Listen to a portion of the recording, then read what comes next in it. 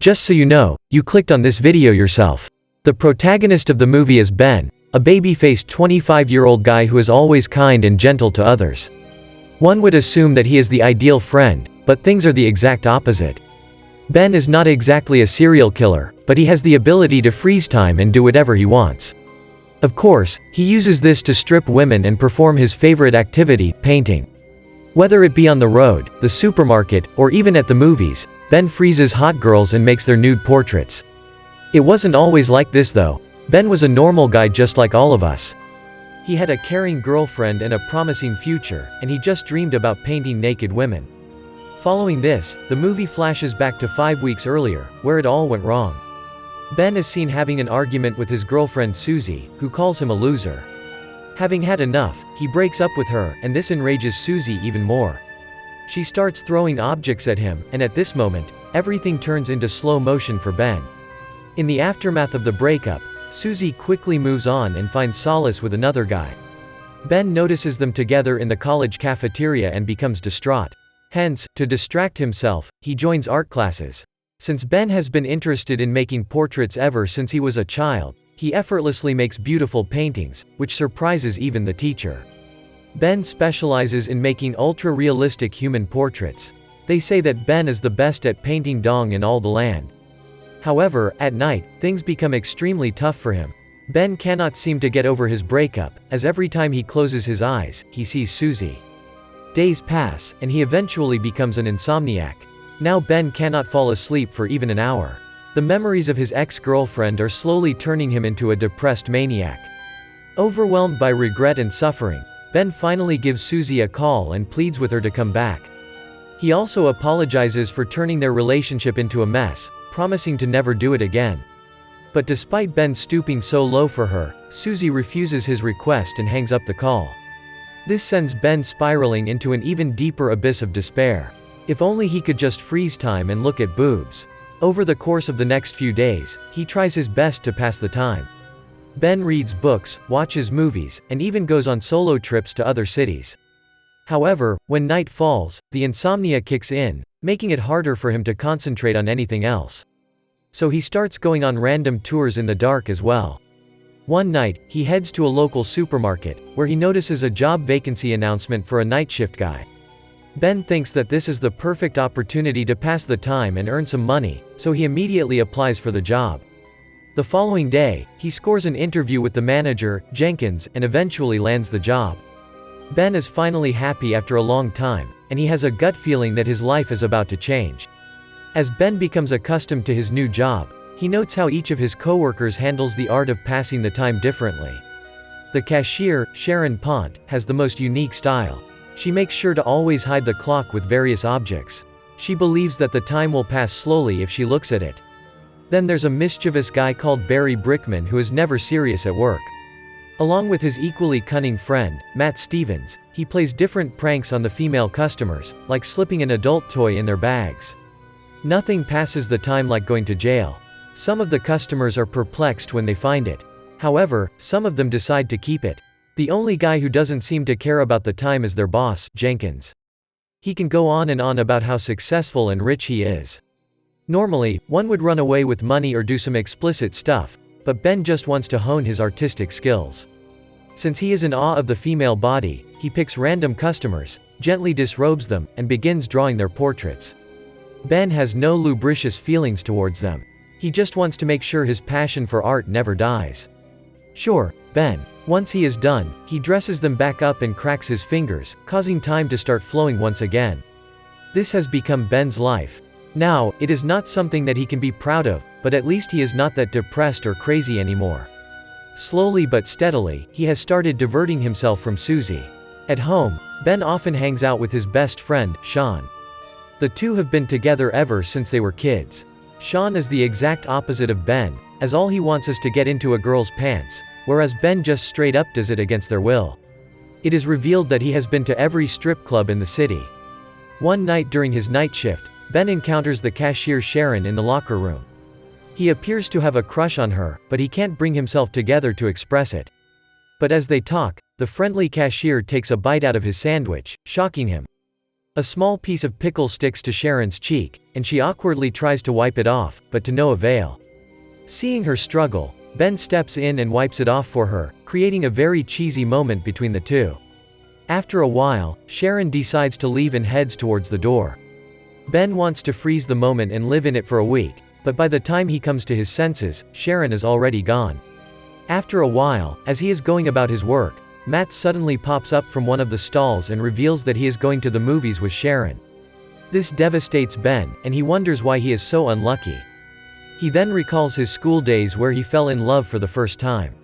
She was the smartest girl in the class, whom everyone used to like. One day she got into an accident and sprained her arm, because of which she had to wear a heavy cast every day. Her classmates used to write encouraging stuff on it to make her feel better. Ben also wanted to write something, but he was too nervous to even get near her. Unfortunately, his reluctance cost him the opportunity, as a few days later, the girl removed her cast. Everyone was happy to see her all recovered, but when they noticed that she had grown some hair on that arm, they started making fun of her. The girl eventually starts crying, and this is when Ben decides to swoop in. He takes her to a corner and consoles her, saying he will be there with her no matter what. Soon the two become good friends and eventually lovers. One day, the girl suddenly approaches Ben and inquires if he wants to kiss her. Without thinking twice, he says yes, and the two agree to meet at their favorite spot on the weekend. Ben is elated that he is going to kiss a girl for the first time. He loses his sleep for the next few days, and when the weekend finally comes, he arrives at the spot early. He waits for the entire day, but the girl doesn't arrive, breaking his heart. The following day at school, Ben finally learns that the girl has been relocated to another city with her parents. This is the first time he felt helpless and depressed. Back in the present, Jenkins gathers all his employees and tells them that they are going to play a friendly football match with his friends. Ben and the others don't want to play, but they have no other choice. During the match, the supermarket team loses heavily as it is clear that none of them knows how to play. The opposition team ramps up the score with goal after goal, making it 26-0. When Ben has had enough, he freezes the time and heads to the locker room to relax. Suddenly, a guy unfreezes himself and runs out. This reveals that Ben is not the only person who has acquired this ability. After a while, he heads out and snaps his fingers, allowing time to revert back to its original form. In the heat of the moment, Matt kicks the ball so aimlessly that it ends up hitting Jenkins in the face. He is immediately rushed to the hospital, and all the other teammates go home, leaving Ben and Sharon alone. In the next scene, the two stop by at a nearby diner and try to get to know each other better. There, Ben gets to know that she is actually single and that Matt was just joking about dating her. She then shares her dreams with Ben, and he does the same. Sharon says that she's always wanted to meet a painter because she imagines that they can see the true beauty of things, even against their flaws. Maybe one day. As the two talk, it is clear that they have chemistry. After their unofficial date, Ben walks Sharon home and awkwardly ruins their first kiss by pecking her on the cheeks when she wanted it on the lips. The following day, a disfigured Jenkins announces that he is going to host a party on the occasion of his birthday. Sharon asks Ben if he wants to come with her as a date, and the latter happily agrees.